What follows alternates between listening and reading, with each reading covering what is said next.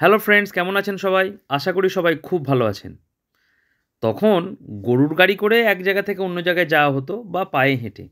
সেই সময় ট্রেন মানে একটা আলাদাই ব্যাপার।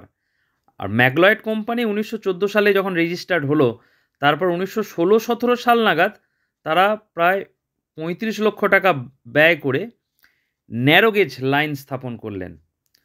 বর্ধমানের সঙ্গে যুক্ত হলো বাঁকুড়ার রায়নগর পর্যন্ত। তারপর দামোদর নদী পড়তো, ফেরি দিয়ে মানুষ নদীর ওপারে যেতে পারতেন। হ্যাঁ, সেই রেলওয়ের নাম হলো বিডিআর, বাঁকুড়া দামোদর রেলওয়ে, অথবা বাঁকুড়া দামোদর রিভার রেলওয়ে অনেকে বলেন। সে একটা আলাদাই আমেজ। যারা সেই সময় ট্রেন চড়েছেন, তা অনুভূতি সত্যি খুবই ভালো লাগবে। ঝিকঝিক করতে করতে ট্রেন এদিক দিয়ে সেদিক দিয়ে চলে যাচ্ছে। মানুষজন তো চলন্ত ট্রেন থেকে উঠতেও পারতেন, আবার চলন্ত ট্রেনে নামতেও পারতেন।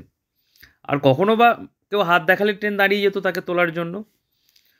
আরও একটা বিষয় বলে রাখি, সর্বোচ্চ গতিবেগ ছিল ২৫ কিলোমিটার। আর ৬,০০০ লিটার মতো জল নিয়ে টপ আপ ভরে সে আস্তে আস্তে এগিয়ে যেত। আবার ওই জল শেষ হলে আবার ৬,০০০ লিটার জল তাকে ভরে নিতে হতো। সেই বিডিআর ট্রেন এখন আর নেই, এখন সব ব্রড গেজ লাইন হয়ে গেছে। লাস্ট ওই বাঁকুড়া মোশাগ্রামের যে লাইনটা না, ওটাও কিন্তু ওই বিডিআর রেলওয়েরই অংশ, তবে সেটা এখন ব্রড গেজে।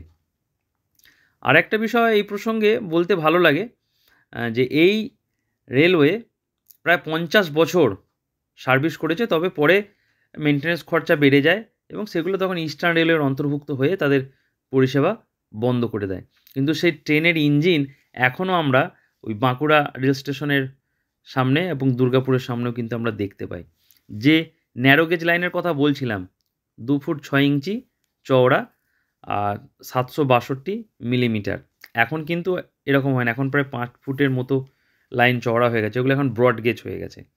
আর এই রেল ইঞ্জিনটা বাঁকুড়া রেল স্টেশনের সামনে প্রতীক হিসেবে রাখা রয়েছে। দেখে ভালো লাগলো, তাই আপনাদেরকেও কিছুটা হলেও জানিয়ে রাখলাম। সবাই ভালো থাকবেন। আর এই ট্রেনে তো আর চাপা হবে না, দেখে শান্তি। আর যারা চেপেছেন, আশা করছি তাদের খুবই ভালো লেগেছে আবার দেখতে পেয়ে এগুলোকে। ধন্যবাদ।